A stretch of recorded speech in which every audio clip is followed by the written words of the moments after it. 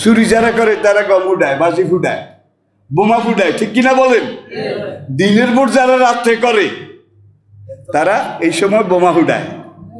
এটা সন্ত্রাসীদের কাজ, ডাকাত খুনি তাদের কাজ, ভালো কোনো মানুষের কাজ নয়। এগুলো বোধহয় দেখেন নাই, এগুলো বোধহয় দেখেন নাই।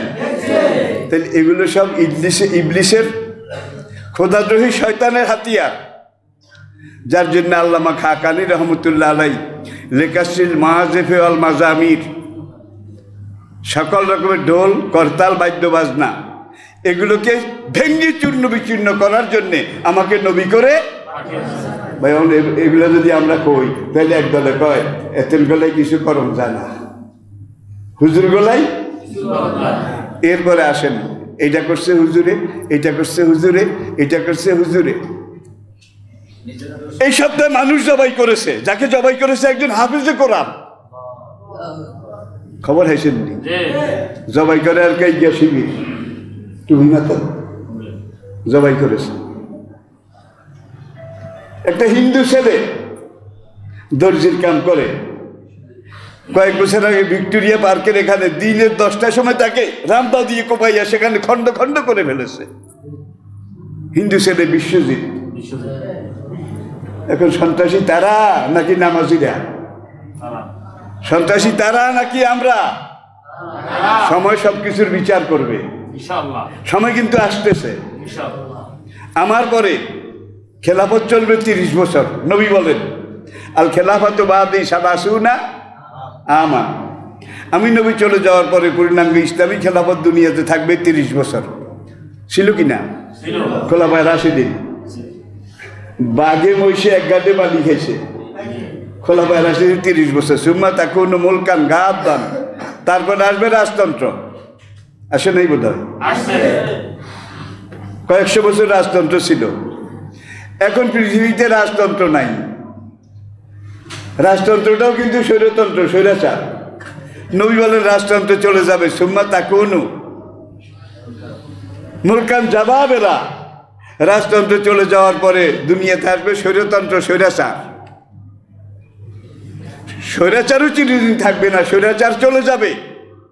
স্বৈরাচারের এই ধ্বংসস্তূপের উপরে সুম্মা তাকুনু খেলাফত আলা মিনহাজিন নবুয়ত, স্বৈরাচারের ধ্বংসস্তূপের উপরে আমি নবীর খুন রাঙ্গা, রক্তে রাঙ্গা, মাথার খুলি ভাঙ্গা পূর্ণাঙ্গ ইসলামী খেলাফত কায়েম হবে। সেই খেলাফত জমিনের বুকে 40 বছর টিকে থাকবে। 40 বছর। তাহলে বর্তমান পৃথিবীতে রাজতন্ত্রের নামেও কি স্বৈরাচার, গণতন্ত্রের নামেও কি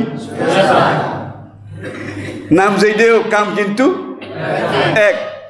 নবী বলেন স্বৈরাচারও চিরদিন থাকবে না, স্বৈরাচার যাবে, ইসলাম। নবীজির এই হাদিস কি বিশ্বাস করেন? আল্লাহর কসম, আমার হায়াতের কসম, নবীজি যতগুলো ভবিষ্যৎবাণী করেছেন 99টা হয়ে গেছে, এই একটা বোধহয় বাকি আছে। স্বৈরাচারের পরে ইসলাম। বিশ্বাস করেন? করেন? করেন? তাহলে স্বৈরাচারের দিন শেষ সারা দুনিয়াতে। আমি বাংলাদেশের কথা বলছি না, কিন্তু একদল মুসলিম আছে মসজিদের বারে এটা কইছে কি এটা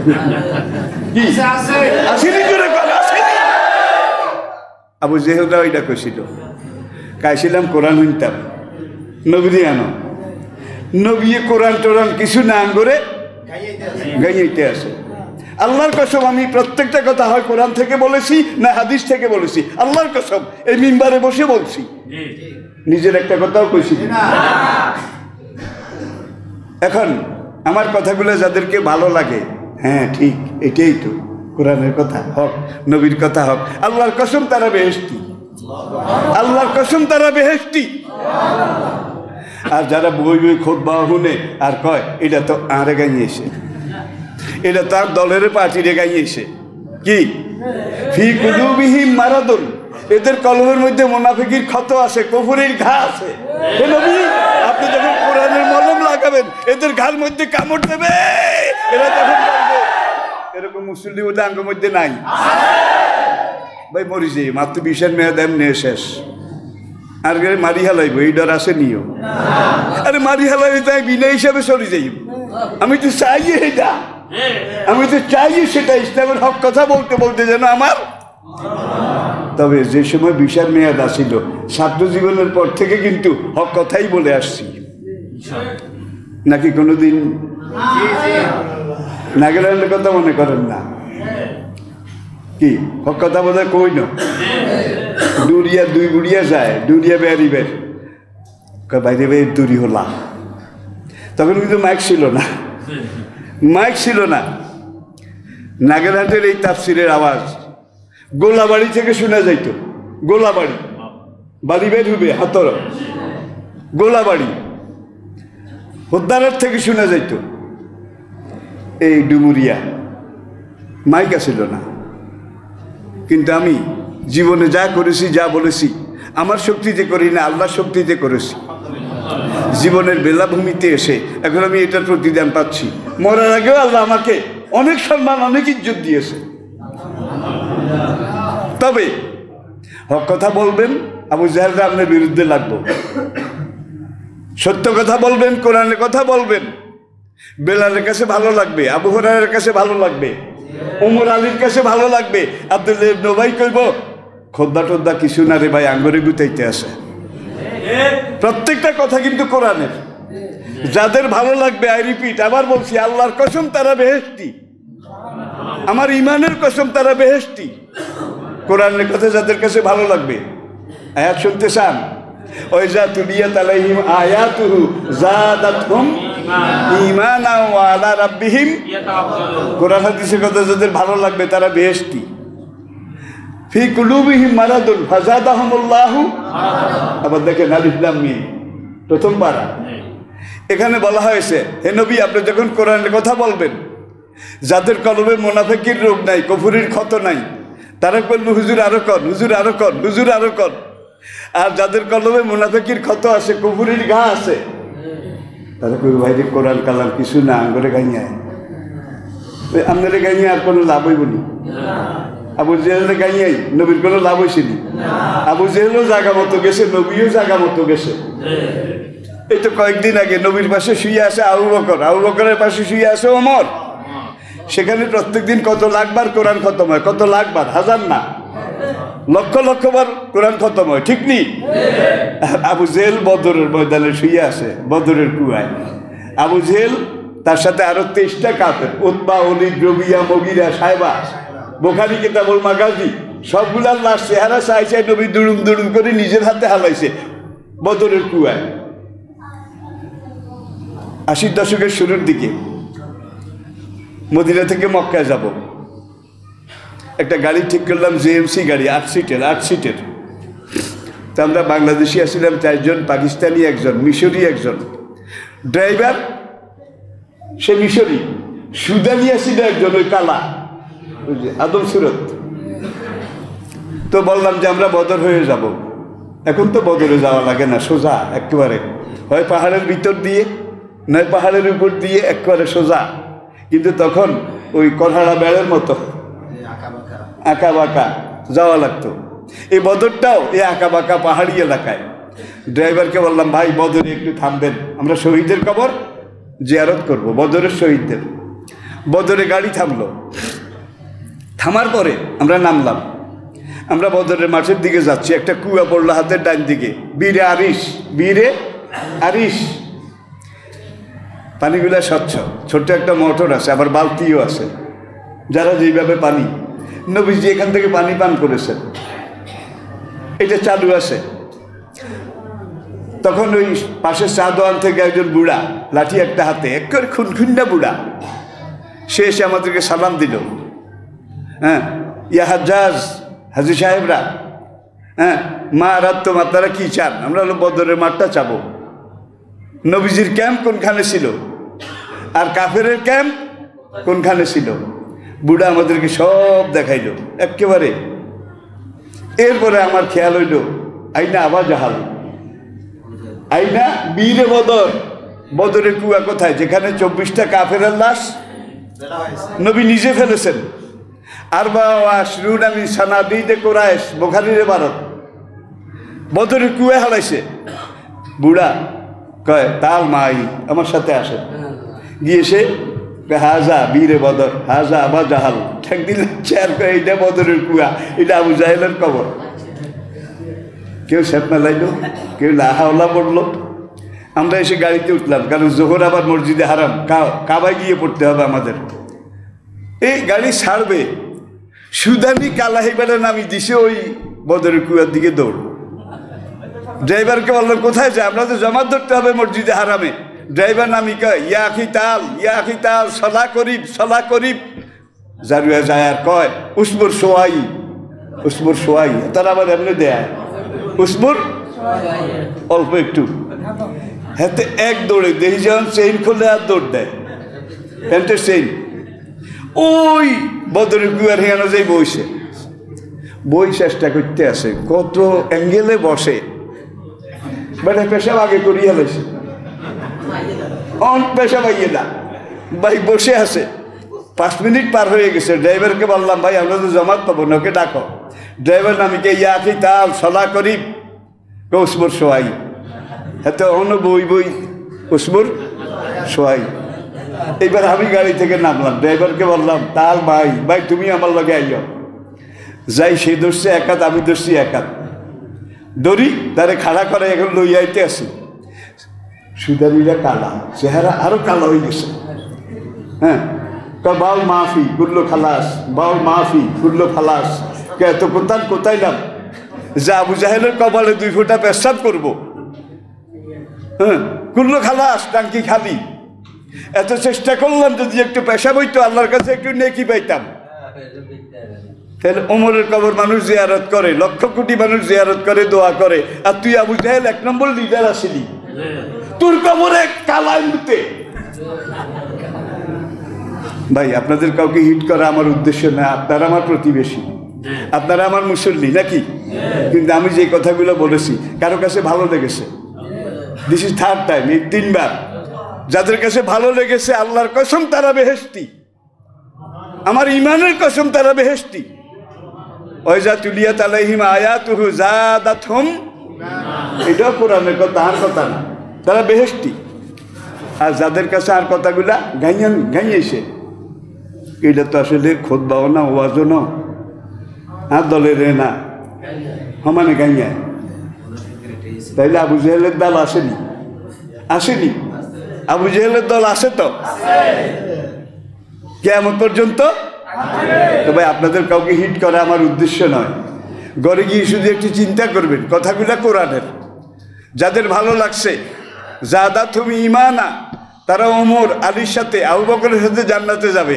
আর যাদের কাছে কথাগুলো ঘাই লাগছে, যাদের জ্বলছে ফি কুলুবিহিম মারাদুন, এটার যেন মুনাফিকের ক্ষত আছে, কি কুফুরির অ্যালার্জি আছে, এবার কোরআনের খাঁটি মলম লাগাইছে আর হাতে কি। আর যাদের গা নাই, ক্ষত নাই, অ্যালার্জি নাই, দাঁত নাই, বিখাউজ নাই, আপনি ডোল কোম্পানির মলম সমানে লাগান না, জ্বলতো না, চিল্লাইতো না। তাহলে যাকে জ্বলছে তাকে কিন্তু কুফুরির অ্যালার্জি আছে, মুনাফিকের ক্ষত আছে। আপনার কবরে আমি যাব না, আমার দায়িত্ব হলো ইসলামের কথাগুলো। ভাই কয়েক বছর আগে আমি ওই গজওয়ায়ে হিন্দের হাদিস কইছিলাম এই খুতবাতে, এখানে গজওয়ায়ে হিন্দ। ভাই মানুষ সংখ্যা নতুন, এতে বিএনপিতে না আওয়ামী লীগও আসে। আওয়ামী লীগের বয়স 2টা পুরানো পার্টি আছে, পাকিস্তান আমলের পুরানো, একটা আওয়ামী লীগ আর একটা জামাত ইসলামী। এই 2টা কিন্তু ভালো করছে, আর সবগুলা না ভালো, সবগুলা একটার বয়সে 40 বছর হয় না, নবুয়তের বয়স একটারও হয়নি, এই 2টার হয়েছে কিন্তু, ঠিক কিনা বলেন? তো গজওয়ায়ে হিন্দের অনেক হাদিস, বুখারী শরীফের আমি হাদিস শিক্ষা কইছি। এতিয়ান্দি 12 উত্তরমুই যায় আর কয় ভারত ভাঙি যাইব, তার কি হুঁশিরা যায়নি, ভারত ভাঙি যাইব, তার কি হুঁশিরা যায়নি। এইটা কইল হাতে চিল্লাইতে উত্তরমুই গেছে। বিএনপি তো নাইছিল আমি দিকে, আমি দিয়ে এলাকায় তোরে আমরা লইতাম না। দুবিকা কুত্তা না, ঘর কা না ঘাট কা, ঘরেও জায়গা নাই, গান্ডাও জায়গা নাই, এরকম মানুষ সমাজে আসেনি, ওদের এখন আসেনি। দুনিয়াতেই কিন্তু তোর কবর আযাব শুরু হয়ে গেছে। আর মরার পরে কি হবে ভাই, সুতরাং আমার কথাই কি কেউ আমার উপরে রাগ করেছে? আমি কিন্তু খুতবার প্রত্যেকটা কথা হয় কোরআনের আয়াত নয় নবীর হাদিস, নাকি নিজের খুশি? আবারও বলছি, আমার কথা যাদের ভালো লাগছে, আরে যদি আর একটু কইতো, আল্লাহর কসম তারা বেহেশতি। আর যাদের কাছে এই রে খুতবা টুতবা কিছু না আঙ্গরে, আল্লাহর কসম তারা জাহান্নামী, আল্লাহর কসম, আমার ইমানের কসম তারা জাহান্নামী। এইবার ফারিকুন ফিল জান্নাতে ও ফারিকুন ফিস সাইর। আল্লাহ পাক আমাদেরকে বুঝার তৌফিক দান করুন। আমা আলাইনা ইল্লাল বালাগ ওয়া আখির দাওয়ানা দ্বীনের আশিকিন, মুহিব্বিন, মুতাআল্লিকিন, হযরত মুসল্লিয়ান কেরাম, আসসালামু আলাইকুম ওয়া রাহমাতুল্লাহি ওয়া বারাকাতুহু। আল্লাহ পাকের মহান মালিকের, মহান রবের শাহী দরবারে আলিশানে শুরুতে আমি হাজারো লাখো অনন্ত অযুত কোটি শুকরগুজারি করছি যে মহান মালিকের অনন্ত, অনাদি, অশেষ, অফুরন্ত দয়া, রহমত, মেহেরবানিকে পুঁজি করে, সম্বল করে, উসিলা এবং উপলক্ষ করে আমরা অন্যান্য জুমার মতো ইয়ামুল জুমায় পবিত্র আশুরার মাস, মুহররমের মাস, কারবালার মাস, অন্যায়ের বিরুদ্ধে প্রতিরোধ, এবং এই প্রতিরোধে আমার যদি সব চলে যায়, যাক, আমি রোলাম অথবা রুলাম না, বাঁচলাম অথবা মরলাম, বাঁচলেও লাভ, মরলে বোধহয় লাভ নাই। শাহাদাতের মরণের চাইতে, শহীদি মরণের চাইতে বড় নিয়ামত, বড় সম্মান আর কোনো কিছুতে নেই। কোরআনে পাকে আল্লাহ রাব্বুল আলামিন ইরশাদ করেছেন, লা তাহসাবান্নাল্লাযীনা কুতিলু ফী সাবিলিল্লাহি আমওয়াত। আল্লাহর রাস্তায়, আল্লাহর দ্বীনের পথে দাঁড়িয়ে, নীতি নৈতিকতার পথে দাঁড়িয়ে, হকের পথে দাঁড়িয়ে, না হক, অন্যায়, অসত্য, অরাজকতা এগুলার বিরোধিতা করতে গিয়ে যারা জীবন দান করেছে, যারা শাহাদাত বরণ করেছে, তোমরা তাদেরকে মৃত মনে করো না, বালাহিয়া, বরং তারা চিরঞ্জীব, তারা মৃত্যুঞ্জয়ী, তারা মরণজয়ী। ওয়ালাকিন লা তাশউরুন, কিন্তু তোমরা তা জানো না, উপলব্ধি করো না, বুঝতে। ওয়ালা তাকুলু লিমান ইউকতালু ফী সাবিলিল্লাহি আমওয়াত, সূরা বাকারার আরেকটি আয়াত। আল্লাহর রাস্তায়, আল্লাহর দ্বীনের পক্ষে যারা জীবন দান করেছে, শাহাদাত বরণ করেছে, তোমরা তাদেরকে মৃত মনে করো না, বালাহিয়া, বরং তারা জীবিত। ওয়ালাকিন লা তাশউরুন, কিন্তু তোমাদের তা জানা নেই।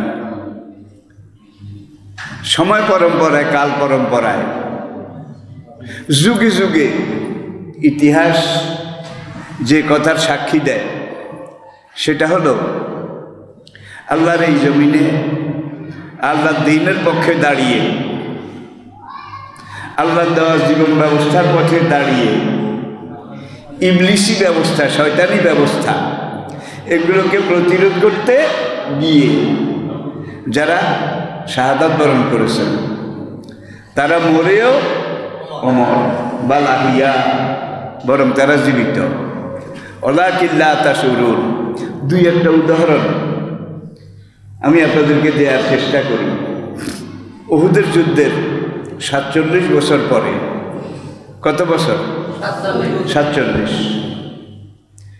সাইয়েদনা আমির মুআবিয়া রাদিয়াল্লাহু তাআলা আনহু, তিনি মুসলিম দুনিয়ার বাদশাহ। বাদশাহ কথাটা আমি ইচ্ছা করি বলেছি, কিন্তু আপনারা বুঝে নেবেন, মুসলিম দুনিয়ার আমিরুল মুমিনিন নন, কি? বাদশাহ, শাসক। মদিনাতে হঠাৎ করে অনাবৃষ্টির কারণে পানির ক্রাইসিস, পানির অভাব দেখা দিল। তখন কুফা কেন্দ্রিক সরকারের পক্ষ থেকে নির্দেশ দেয়া হলো নহরে জোবায়দা, নহরে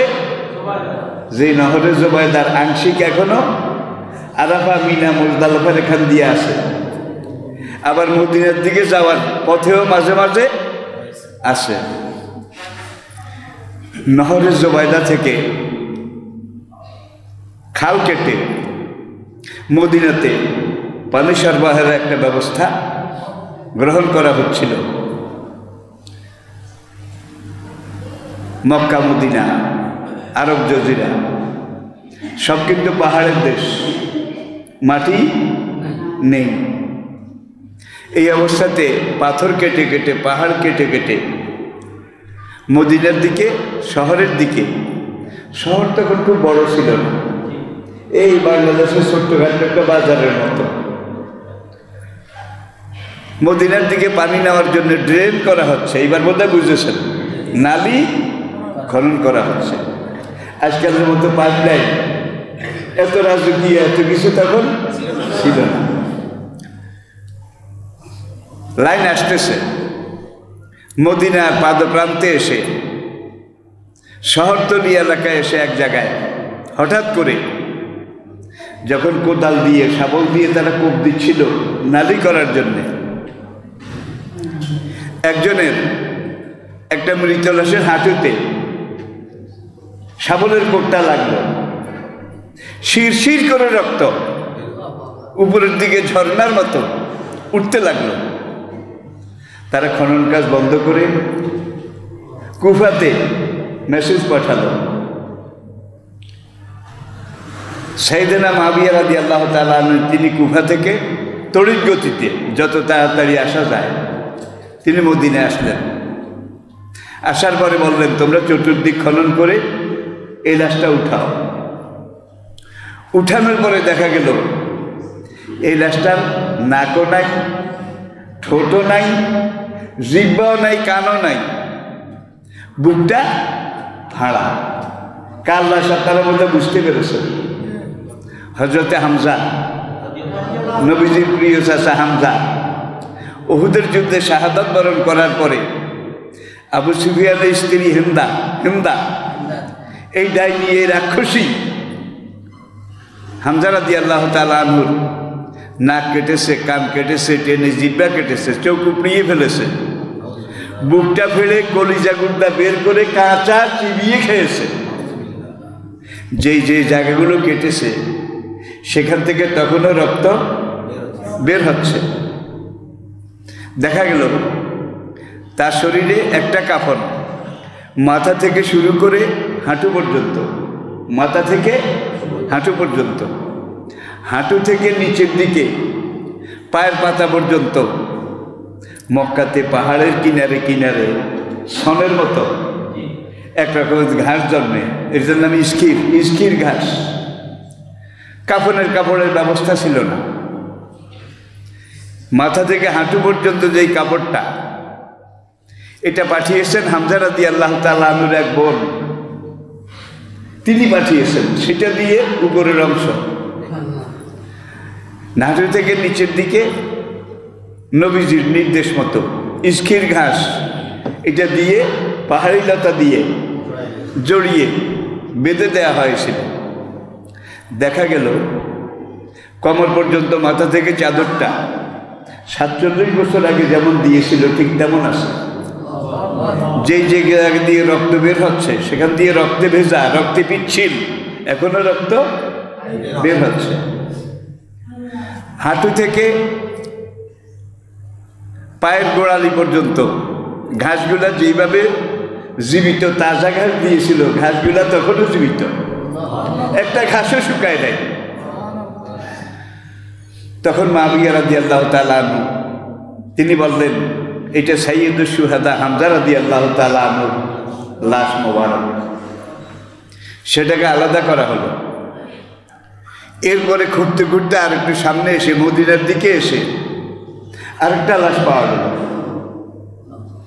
এই লাশটাকেও তোলা হলো। তোলার পরে এখন দেখা গেল এই লাশটার কাপড়টা আগের মতো আছে, এখান থেকে নিচের দিকে এনারও ইস্কির ঘাস, কাপড়ের জোগাড় ছিল না, সামর্থ্য তৌফিক ছিল না। ঘাসগুলা ঠিক কাঁচা তাজা, মনে হয় যেন আজকে লাগিয়েছে। কাপড়টা 47 বছর, প্রায় অর্ধ শতাব্দী আগের মতো আছে। কাপড়ের ভিতর থেকে তার ডাইন হাতটা বের হয়ে এসেছে। ডাইন হাতটা দেওয়া হয়েছিল কাপড়ের ভিতরে, পাওয়া গেছে হাতটা কাপড়ের থেকে বের হয়ে এসে এইভাবে এখানে 2টা আঙ্গুল দিয়ে চেপে ধরে রেখেছে। এইখানে সাইয়েদনা ওমর রাদিয়াল্লাহু তাআলা আনহু, তার ভগ্নিপতি সাইদ, নামটা আপনারা জানেন, সাইদ ইবনে যায়েদ। এই সাইদের আব্বা যায়েদ রাদিয়াল্লাহু তাআলা আনহু, এটা তার লাশ মোবারক। এখন দেখে শনাক্ত করে এইটাকে আরেক জায়গায় ড্রেনের মুখে যেন না পড়ে, দাফন করার জন্য যখন গর্ত করা হয়েছে, কবর খোঁড়া হয়েছে, লাশটা সেখানে রাখার আগে ওমরের ভগ্নিপতি সাইদ রাদিয়াল্লাহু তাআলা আনহু, ওই লাশের ছেলে, তিনি চিন্তা করলেন আব্বুল লাশের হাতটা এইভাবে বের হয়ে এসেছে, আমি এইটাকে টেনে আবার কাফনের ভিতরে ঢুকাই দিই। তিনি কাফনের ভিতরে ঢুকাবার জন্য হাতটাকে এইভাবে টান দিলেন, যখন এখান থেকে শিরশির করে রক্ত, আল্লাহু আকবার, এইভাবে যখন ফিনকি মেরে রক্ত বের হওয়া শুরু করেছে, তখন আমিরে মুআবিয়া রাদিয়াল্লাহু তাআলা আনহু সহ সাহাবায়ে কেরাম তারা বললেন, না না, হাতটা ছেড়ে দাও। হাতটা আবার এখানে এসে চেপে ধরে রেখেছে। সমস্ত সাহাবী, তাবি, তারা সবাই এই ব্যাপারে একমত। সমস্ত মুহাদ্দিস, মুফাসসির, মুহাক্কিক, সকল যুগের সকল ইমাম, কুরুনে সালাসা, 3 প্রজন্মের সকল ইসলামী বিশেষজ্ঞ এই ব্যাপারে একমত যে এই হযরত সাইদ রাদিয়াল্লাহু তাআলা আনহু হাসরের মাঠে এইভাবে এটা টিপে ধরে উঠবেন, এই ধরে অবস্থায় উঠবেন। ফেরেশতারা আল্লাহ রাব্বুল আলামিনের কুদরতের সামনে নিয়ে বলবে, রব্বুল আলামিন দেখো তোমার এক শহীদ। ফেরেশতা হাত সরাবে, রক্ত বের হবে শিরশির করে। আল্লাহ বলবেন, তাড়াতাড়ি হাতটা ছেড়ে দাও, হাতটা আবার লেগে যাবে। তাইলে শহীদ, শাহাদাত, দ্বীনের পথে চলে দ্বীনের কথা বলে, আর দ্বীনের কথা বললেই হবে না, একদিকে দ্বীনের কথা বলতে হবে, আরেকদিকে দ্বীন বিরোধী, তাদের বিরোধিতা বোধহয় করা লাগবে না। এই যুগে কিছু মানুষ আছে, নামাজও পড়বো, রোজাও করবো, দ্বীনের পথে চলবো, কিন্তু যারা দ্বীন বিরোধী তাদের বিরুদ্ধে কথা বলা যাবে না, দেশ খারাপ, সময় খারাপ, জান বাঁচান ফরজ, এমন মানুষ বোধহয় নাই। তাহলে দেশ খারাপ, সেই মক্কার চেয়ে খারাপ নাকি? মুসার নমরুদের জামানার চাইতে খারাপ? সাদ্দাদের জামানা থেকে খারাপ? খারাপ সব যুগে ছিল, এখনো আছে, কিয়ামত পর্যন্ত। আল্লাহর জমিনে হক আর বাতিল এই দুটা ছিল, আছে, থাকবে। আবার আল্লাহর জমিনে কিয়ামত পর্যন্ত একটা গ্রুপ থাকবে আল্লাহর জমিনে, যারা আল্লাহর দ্বীনের পথে কথা বলে যাবে, কাজ করে যাবে। বিভিন্ন যুগে ছিল, অতীতে ছিল, এই যুগে বোধহয় নাই, বাংলাদেশেও বোধহয় নাই, আছে। আর এই দ্বীনের পক্ষে যারা থাকবে তাদেরকে ফাঁসি দেওয়া হবে, তাদেরকে জবাই করা হবে। একদিনে রাজশাহী বিশ্ববিদ্যালয়ে শিবিরের 600 ছেলেকে জবাই করা হয়েছে একদিনে। কি মনে করছেন? একদিনে। তাদের অপরাধ কি ছিল? তারা ইসলামের পক্ষে চলে, ইসলামের কথা আজান দিলে মসজিদে যায়, তারা চাকনুর গিরার উপরে প্যান্ট পায়জামা পরে। ঢাকা বিশ্ববিদ্যালয়ের একজন বিভাগীয় প্রধান কিছুদিন আগে একটা ছেলেকে দেখলেই ধমকায়, চোখ রাঙ্গায়, এটা নিশ্চয়ই শিবির। আরেকজনে জিজ্ঞেস করে, কেমনে বুঝলেন? দেখছো না, দাঁড়িয়ে রাখছে, আজান দিলে মসজিদে যায়। তাহলে একটা ইউনিভার্সিটি, যেই দেশের 90 জন মুসলমান, সেই দেশে ইউনিভার্সিটিতে একটা বিভাগীয় প্রধান যদি এইভাবে একটা ছেলে, সে দাড়ি রাখছে, সে টাকনুর গিরার উপরে পায়জামা পরে, এটা বোধহয় সে অন্যায় করেছে নাকি? কালা রাসূলুল্লাহ সাল্লাল্লাহু আলাইহি ওয়াসাল্লাম মা কানা মিনাল ইজারে তাহাতাল কাবাইহে। Attention please. নবীজি ইরশাদ করেছেন, লুঙ্গি, প্যান্ট, পায়জামা, ইজার, ইজার পোশাকের নিচের অংশ, ইজার, লুঙ্গি হোক, পায়জামা হোক, যেই জাতেরই হোক, টাকনুর গিরার নিচে যেটা যাবে সেটা জাহান্নামে যাবে, নবীজির হাদিস। আর নবীজির লুঙ্গি মাঝে মাঝে পরতেন, বেশি পরতেন পায়জামা। তাহলে নবীর পায়জামা লুঙ্গি টাকনুর গিরার উপরে থাকতো, টাকনুর গিরার উপরে থাকতো। এই হাদিসটার উপরে পশ্চিমী দুনিয়া তারা গবেষণা করেছে। ইসলামের নবী টাকনুর গিরার উপরে লুঙ্গি প্যান্ট পায়জামা পরার জন্য বলেছেন কেন? আর এই নবীটা এমন নবী, তিনি শুধু নবী নয়, বিশ্বের সেরা বিজ্ঞানী। তিনি শুধু নবী নন, বিশ্বের সেরা দার্শনিক। তিনি শুধু নবী নন, বিশ্বের সেরা চিকিৎসা বিজ্ঞানী। এখন তিনি যে টাকনুর গিরার উপরে পড়তে বলেছেন পুরুষদের, মেয়েদের না, কিন্তু মেয়েদের টাকনুর গিরার নিচে। এখন এটার কারণ কি? তারা বছরের পর বছর গবেষণা করে দেখতে পেয়েছে, যে সকল পুরুষ টাকনুর গিরার নিচে পায়জামা প্যান্ট এগুলো পরেছে, দীর্ঘদিন পরার পরে তাদের টাকনুর গিরার মধ্যে একটা বাটি আছে, বেয়ারিং বাটি, বুঝেন তো? এখানেও কিন্তু বাটি আছে, বেয়ারিং আছে, এখানেও আছে, এখানেও আছে, এখানেও আছে, এখানেও। ফিয়াইয়ে সূরাতি মা শাআ রাক্কাবাক, রাক্কাবা ইউরাক্কাবু তারকিবান মুরাক্কাবুন। যদি এখানে বেয়ারিং না থাকতো তাহলে কিন্তু এটা ভাঁজ হইতো না, এইভাবে থাকতো নাকি? এইভাবে থাকতো।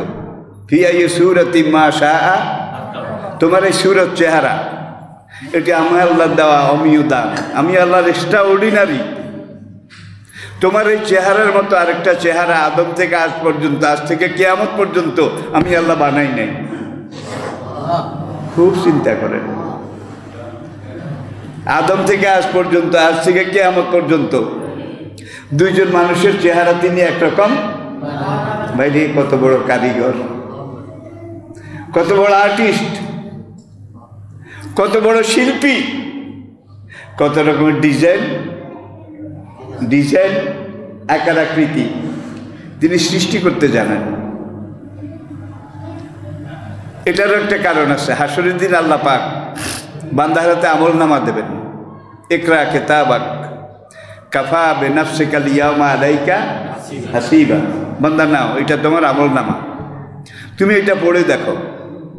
একরা, একরা পড়ো, তুমি নিজে পড়ে বিচার করো। কাফা বিনাফসিকা আলাইকা ইয়াওমা হাসিবা, এটা পড়ে তোমার নিজের বিচার তুমি নিজে করো। বান্দা আমলনামা হাতে নেবে, হাতে নিয়ে পড়া শুরু করবে, দেখবে যে সব লাল দাগ, কচিত কচিত, অনেক পরে গিয়ে একটা সবুজ নূরের দাগ, শুধু লাল দাগ। আর লাল দাগ বেশি হওয়ার কারণ হলো মা মিন সগীরাতিন ওয়ালা কাবীরাতিন ইল্লা আহসাহা। আপনি বান্দা, আমি বান্দা, যখন রাস্তা দিয়ে হেঁটেছি, এই হাঁটার সময় কোন দিকে কয়বার তাকিয়েছি এটা বোধহয় লেখা নাই, আছে? কয়টা কদম আগে পিছে সামনে এগিয়েছি এটা বোধহয় লেখা নাই, কয়বার চোখের পলক মেরেছি এটা বোধহয় লেখা নাই, কয়বার নিঃশ্বাস নিয়েছি এটা বোধহয় আমলনামায় লেখা নাই, কয়বার ঢুক গিলেছি, ঢুক গিলা বুঝেন কি? তাহলে বাদ গেছে কি? বাদ গেছে কি? সব কিছু, বড় ছোট ক্ষুদ্রাতি ক্ষুদ্র সব এইভাবে অন দ্য রেকর্ড আমল নামায় লেখা। বান্দা যখন দেখবে লাল দাগ বেশি, বাঁচারও উপায় নাই, সারারও কোনো কায়দা নাই, তখন তেড়ামি শুরু করবে বিটকেনি যে রব্বুল আলামিন এটা আমার আমল নামা না। তোমার দুই ফেরেশতা আমার সাথে দুশ্মনী করে আরেকজনের আকাম কুকাম, আরেকজনের 2 নম্বর কাম আমার খাতায় লিখছে। দেখছেন কারবার? মেহরবানি করে আমার 60 বছরের জীবনের পরীক্ষার খাতাটা আবার একটু রি-এক্সামিন, স্ক্রুটনি করো, এত খারাপ কাজ আমি করি নাই।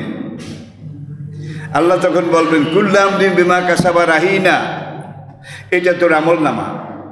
ডান দিকে নেকামল লেখা আছে, বাম দিকে গুনাগুলা লেখা আছে, মাঝখানে তোর একটা ছবি, মুখের ছাপ ছবি, এটা আমি আল্লাহ লাগিয়ে দিয়েছি ইন্টারন্যাশনাল পাসপোর্টের মতো।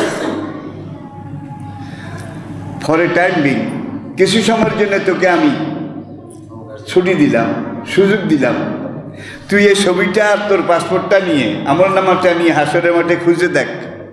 তোর এই চেহারার সাথে মিলে এমন আরেকজন মানুষ তুই যদি খুঁজে আনতে পারিস, আমি আল্লাহ ওয়াদা করলাম তোকে বেকসুর খালাস দিয়ে দেব। খুঁজতে নামবে, পাওয়া যাবে বোধ হয়? জোরে বলেন, পাওয়া যাবে? এ আয়াতের তাফসিরে আল্লামা জারুল্লাহ জমকশরী রহমতুল্লাহ আলাই তাফসিরে কাশাফে ব্যাখ্যা দিয়েছেন এইভাবে, দুইটা চেহারা যদি আল্লাহ একরকম বানাতেন, হাসরের মাঠেও গুতাগুতি শুরু করতো, আল্লাহ আমি না ও, এই ধরনের কিছু করার বোধহয় সুযোগ আছে? অবকাশ আছে? নাই। কারণ কথাটা এই জন্য বলছি, ওয়াইন তাউদ্দু নি'মাতাল্লাহি লা তুহসুহা ইন্নাল ইনসানা লাযালুমুন কাফার। আল্লাহু আকবার। আপনার শরীরে পায়ের তালুর পর থেকে উপরের দিকে মাথার তালু পর্যন্ত কতগুলা ছিদ্র আছে জানেন? কতগুলা ছিদ্র আছে জানেন? আপনার গলা থেকে নিচের দিকে পায়ের পাতার শেষ প্রান্ত পর্যন্ত 40 লক্ষ ছিদ্র আছে, 40 লাখ। আর আপনার মাথায় আছে 10 লক্ষ ছিদ্র, তাহলে 40 আর 10-এ। আবার মানুষের গঠন, চেহারা সব কিছু মিলিয়ে কারো 40-এর বেশিও আছে, কারো 40-এর কমও আছে। তাহলে মাথার মধ্যে আছে 10 লাখ। যতটা চুল আছে চুলের গোড়ায় ততটা ছিদ্র আছে,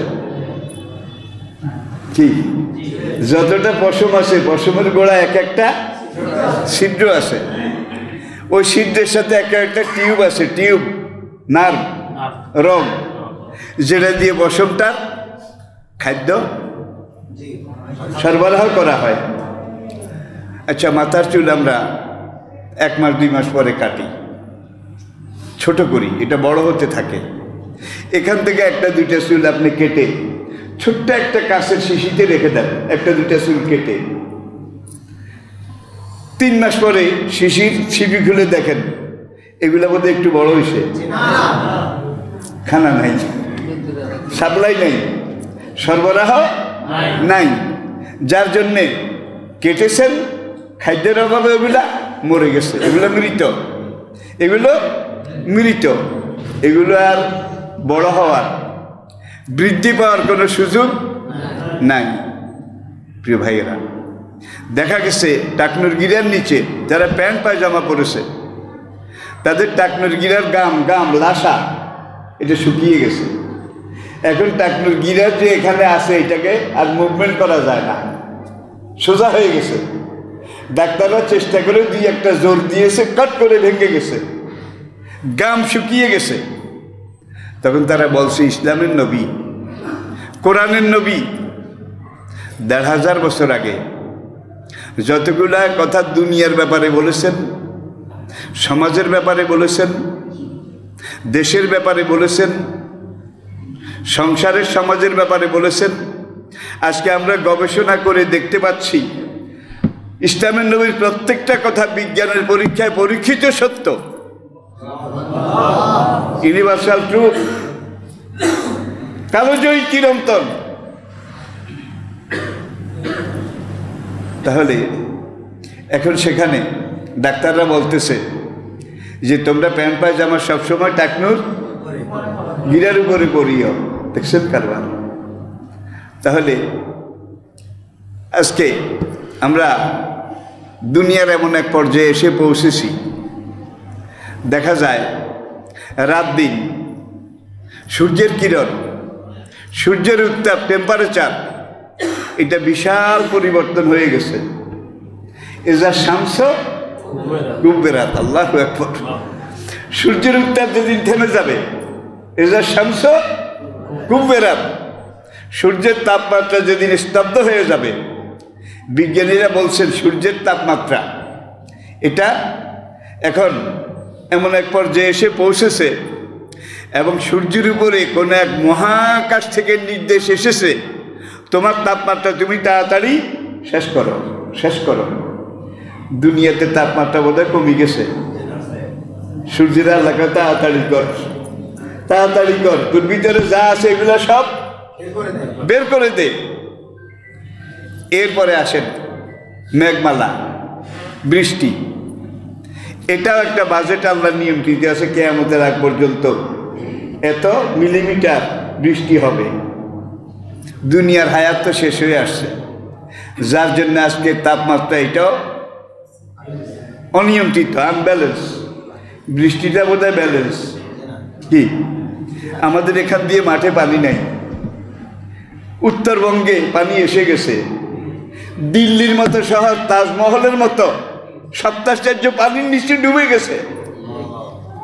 উত্তর ভারত পুরা পানির নিচে, আফগানিস্তান পুরা দেশটা পাহাড়ের উপরে, সেখানে পর্যন্ত শহর ডুবে গেছে।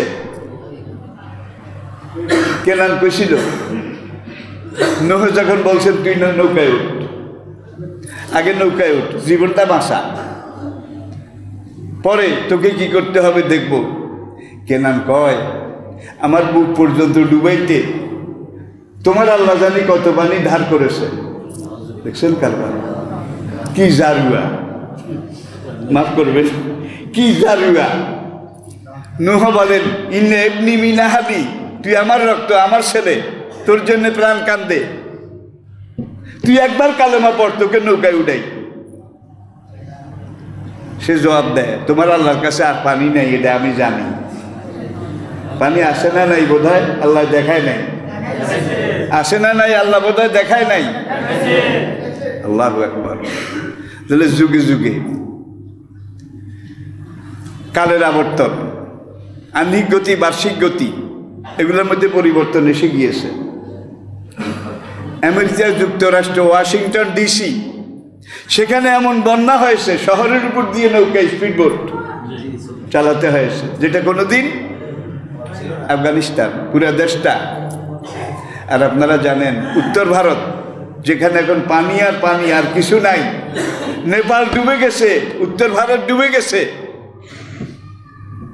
জমিনের লেয়ার থেকে শুরু করে উপর পর্যন্ত হিমালয়ের সর্বোচ্চ শৃঙ্গ এভারেস্ট, এভারেস্ট, এই এভারেস্ট হিমালয় সহ গোড়া দিয়ে মূলার মতো কুঁড়ে, এটা নিয়ে যদি মারিয়ানা দ্বীপপুঞ্জের পাশে মারিয়ানা ট্রেন্সে ডুবিয়ে দেওয়া হয়, তাহলে পুরো হিমালয় ডুবে যাবে, 4 ভাগের 1 ভাগ গর্ত বাকি থেকে যাবে।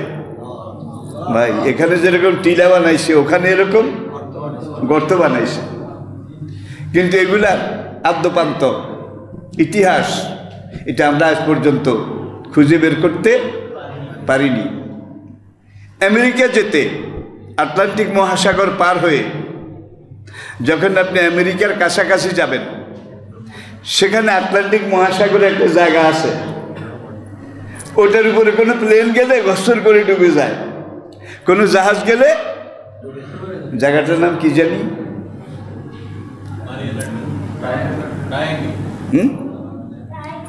মানে সেখানে যেটা যায় এটাই ওই পানি গোল্লা মেরে নিচের দিকে যায় আর কি। হ্যাঁ, বারমুডা। বুড়ো হয়ে গেছি, সব কথা মনে থাকে না, আর কত থাকবে, কত দিকে থাকবে। বারমুডা ট্রায়াঙ্গল, কয়েকদিন পর ইনশাল্লাহ আমিও সেটার উপর দিয়ে যাব, আমিও যাব। এমনভাবে আল্লাহ এটাকে বানিয়েছেন। কোথায় উড়োজাহাজ?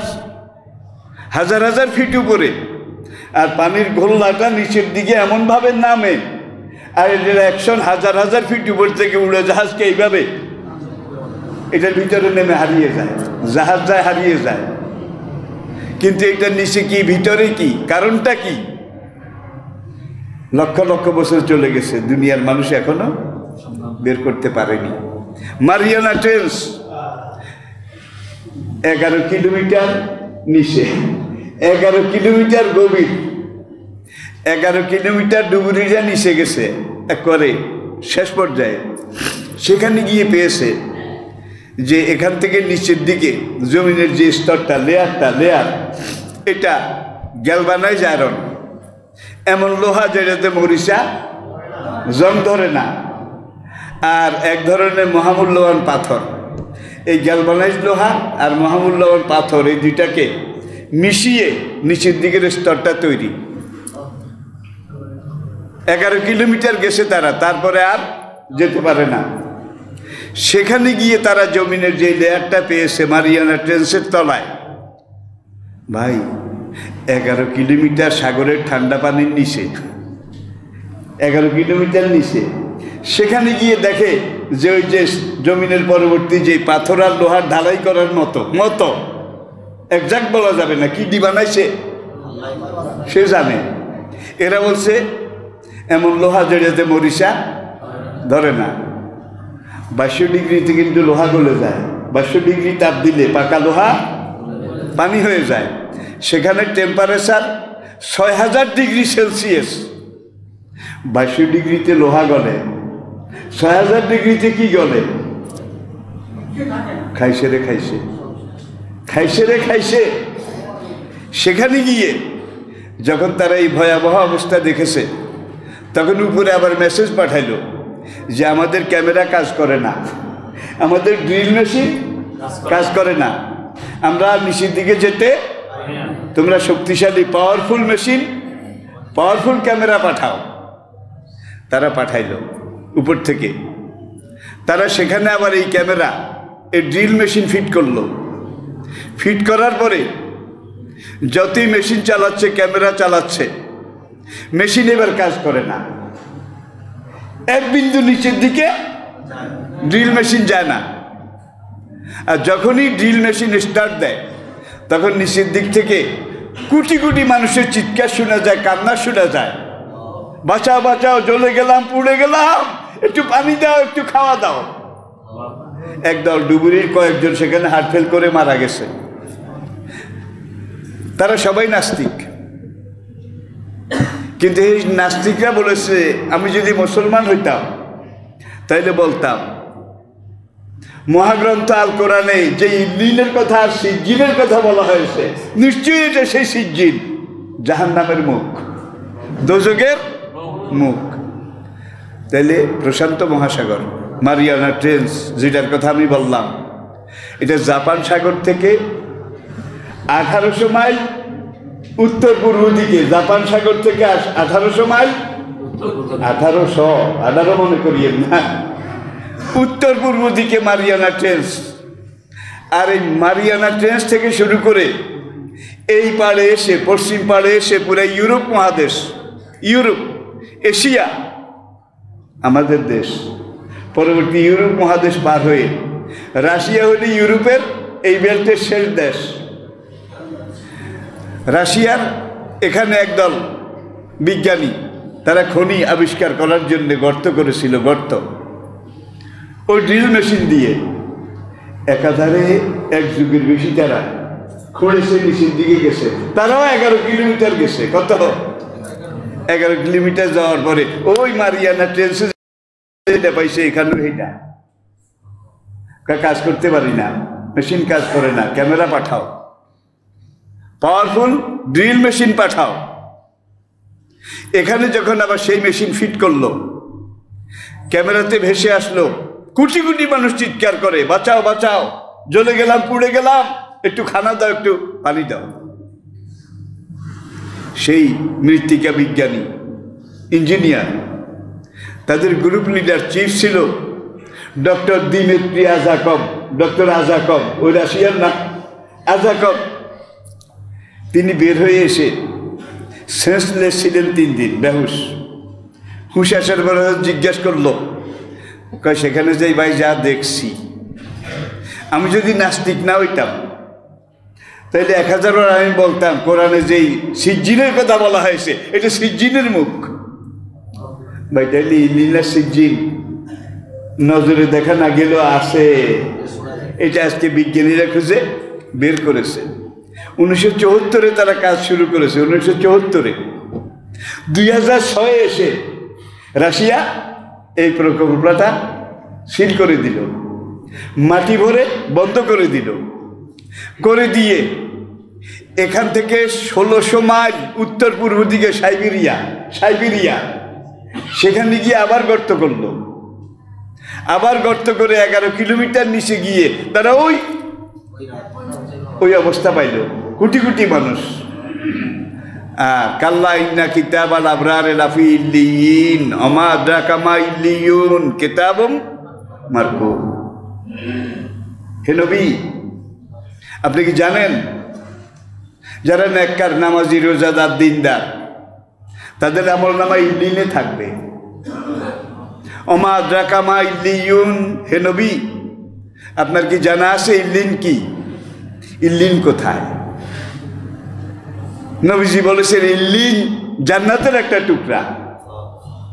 যারা নামাজি, রোজাদার, দিনদার, নেককার, তারা যখন ইন্তেকাল করবে তাদের রুহটাকে আল্লাহ 7 আসমান পার করে, সিদরাতুল মুনতাহা পার করে, বাইতুল মামুর পার করে আল্লাহ পাকের আরশে আজিমের নিচে একটা জগৎ আছে, অদৃশ্য জগৎ আরশে আজিমের নিচে, সেটার নাম ইল্লিন। সেটার নাম সাইজে কদ্দুরা কি সেই ইল্লিনটার? তাইলে 7 আসমানের উপরে, বাইতুল মামুরের উপরে, আলমে নাসুত, আলমে মালাকুতের উপরে আল্লাহ পাকের আরশ, যেখানে আল্লাহ পাকের আরশটা, সিংহাসনটা কত বড় কি? ওয়াসিআ কুরসিয়ুহু সামাওয়াতি আল্লাহু আকবার। তোমাদের দৃষ্টিতে যেই আসমান এবং জমিন, মাশরিক, মাগরিব, শিমাল, জুনুব, আল্লাহ পাকের এই সৃষ্টির এই প্রান্ত থেকে এই প্রান্ত, এই প্রান্ত থেকে এই প্রান্ত, পুরাটা আল্লাহর আরশ, এটার উপরে আল্লাহর আরশ তত বড়। এই সৃষ্টি জগৎ জমিন যত বড়, আল্লাহর আরশ তত বড়। তাহলে ইমানদার নামাজির রূহ ইল্লিনে যায়। হাসরের মাঠে যখন ডাক আসবে তারা ইল্লিন থেকে হাসরের মাঠে হাজির হবে। নেককার, নামাজি। কাল্লা ইন্না কিতাবাল ফুজ্জারে লাফি সিজ্জিন। বেনামাজি, বেরোজগারি, ফাসেক, ফুজ্জার, দুনিয়ার গোলাম, অবিশ্বাসী, ধর্মহারা, তারা মারা যাওয়ার পরে তাদের রূহ সিজ্জিনে যায়। প্রথম যেটার কথা বললাম, আমার কাবা সিজ্জিন, হে নবী আপনি কি জানেন সিজ্জিন কোথায়? কিতাবুম মারকুম। সিজ্জিন আল্লাহ পাকের নির্ধারিত একটা ঠিকানা। আল্লাহ আমাদের কারো ভিসার মেয়াদ 15.5 আনা শেষ, কারো 12 আনা, 8 আনা শেষ। যেতে তো হবে নাকি? সন্দেহ আছে? যেতে যখন হবে তোমার কাছে, আল্লাহ তুমি আমাদেরকে শহীদি মরণ দান করিও।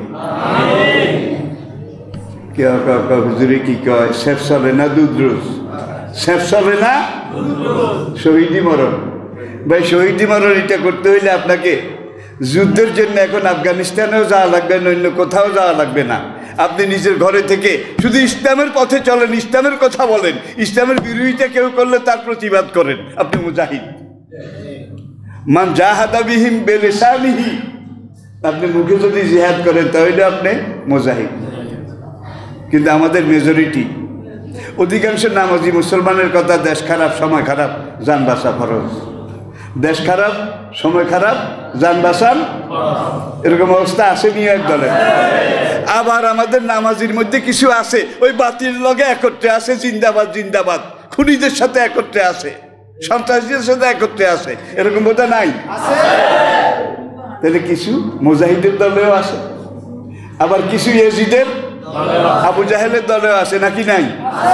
প্রত্যেক সমাজের মুসলিম দেশগুলোতে এই অবস্থা। অমুসলিম দেশের কথা বলে লাভ নেই। তবে হাসরের দিন আপনাকে জিজ্ঞাসা করবে তুমি কোন দল করেছ, জিজ্ঞেস করবে মান রাব্বুকা ওমা দীনুকা ওমান নাবিয়ুকা, এই তিনটা প্রশ্ন তো নাকি? আবু জেহেলের কিছু লোক বলছিল তসবিহ লইয়া মুখস্থ কর, যদি মরি টরি, যদি হাসরের মাঠে উঠা লাগে, কবরে যদি যাই, তখন যদি জিজ্ঞাসা করে, প্রশ্ন তো তিনটা গদ বাঁধা আন্তর্জাতিক প্রশ্ন, সারা দুনিয়াতে সব কালে প্রশ্ন বোধহয় পরিবর্তন হবে, পরিবর্তন হবে, একটাই প্রশ্ন। এখন আবু জেহেলরা কয় তসবিহ লইয়া মুখস্থ কর, কয় কি? কারণ যখন প্রথম প্রশ্ন করবে মান রাব্বুকা, তোমার রবকে, কয় মুখস্থ কর রব্বি আল্লাহ রব্বি আল্লাহ রব্বি আল্লাহ রব্বি আল্লাহ, এরকম একদলে কিন্তু জিকির করে। আর কিছু কিছু মাজার গুজারি, কবর গুজারি, তারা জিকির করে নাকি কুড়াল দি কোবায়, তালি কোদালের কোমের মতো জিকির আসে না নাই? জোরে কর। তাদাররুআন ওয়া খুফিয়াতান, কোরআন আল্লাহ জিকির করবে অন্তত প্রশান্তি নিয়ে, আল্লাহর ভয় নিয়ে জিকির করবে মনে মনে, ঠিক কিনা বলেন? জোরে না কইলে বলে আল্লাহ শুনে না, জোরে কর। কত বিভ্রান্তিতে আমরা আসি। আমার দেহ তরি সন্ধান করি, বানাইয়াছেন কোন মেস্তরি, কয় তোমাকেই ডাকি, কেমন আমার দেহ তরি সন্ধান করি, বানাইয়াছেন কোন মেস্তরি। নামাজ একটাও পড়ে না, গাজার কলকি একটার পরে একটা টানে, কয় তাই যে কোন মেস্তরি বানাইছে, আমার দেহ তরি সন্ধান করি, বানাইয়াছে কোন মেস্তরি। কোন মেস্তরি বানাইছে টের পাও নাই, আবার হিটার লগে এইটাও আছে, মন আমার দেহ তরি সন্ধান করি, বানাইয়াছেন, দেখেন নাই বোধ হয়? বয়েস্টলে কাসিল মুআজিফ আল মাজামির। আমি প্রত্যেকটা কথার সাথে কোরআন আয়াতের একটা হাদিস বলতেছি, কিন্তু লক্ষ্য করেন, আমাকে নবী করে পাঠানো হয়েছে, কে বলে? নবীজি। নবীজি বয়েস্ট, আমাকে নবী করে পাঠানো হয়েছে লেকাসিল মাজিফে আল মাজামির, সকল রকমের অশ্লীল গান আর সকল রকমের বাদ্যযন্ত্র। অশ্লীল গান বুঝেন তো? সে যেখানে এলো না, কিছু ভালো লাগে না, আবার আসুক তারে আমি মজা দেখাবো। কত রকমের অশ্লীল অশ্রাব্য, একদিকে এই গান গায়, আরেকদিকে কত রকমের বাজনা বাজায়। এই গানটাও হারাম, আর এই ধরনের বাদ্য বাজনা এগুলাও হারাম। আল্লামা খাকানি রহমতুল্লাহ আলাইহি লিখেছেন যে বাদ্যযন্ত্র এগুলাকেও আল্লাহ হাসরের দিন জবান খুলে দেবেন, জবান, এগুলোও কথা বলবে। সেদিন আর ওই বাদ্য বাজনা বলবে না, কথা বলবে। আর উরুসের নামে, মেলার নামে, মারেফতের নামে ঢোল বাজায় না বোধ হয়? একতারা, দোতারা, সেতারা, সারিন্দা, যত রকমের আছে সবগুলা বাজায়। আল্লামা খাকানি রহমতুল্লাহ আলাইহি বলেন যে ঢোল যখন বাজায় তখন ঢোজে কয় দোজক দোজক দোজক দোজক দোজক দোজক, আর যখন এইটা বাজায় তখন এইটা কয় কে কে কে কে। ঢোল তুমি যে দোজক দোজক কইলা, দোজক দোজকে কে কে যাবে, কে কে যাবে। আবার আরেকটা বাজায় তিন চারের মাঝ গেল কাঠি একটা, দেখছেন নি? এটার নাম কি? ও জিজ্ঞাসা করে যে দোজক দোজক, ঢোল তুমি যে বললা, এখন এ আবার জিজ্ঞেস করে কয়জন কয়জন কয়জন কয়জন কয়জন কয়জন। আবার দুই হাতে দুইটা কাশের নিয়ে এইভাবে ও বলে তিনজন তিনজন তিনজন তিনজন, কোন তিনজন? যারা এটা করে, যারা যোগান দেয়, যারা শোনার জন্য একত্রিত হয়, এরা তিনও পার্টি জাহান্নামে বিনা হিসাবে যাবে। বয়েস্ট লেকাসিল মাহাদেফে আল মাজামির। খবরদার, ঈদে ঈদ করবেন খুশি, কিন্তু আপনার গম উডানের তো দরকার নেই, আসেনি? এটাও তো বাদ্য বাজনারই একটা।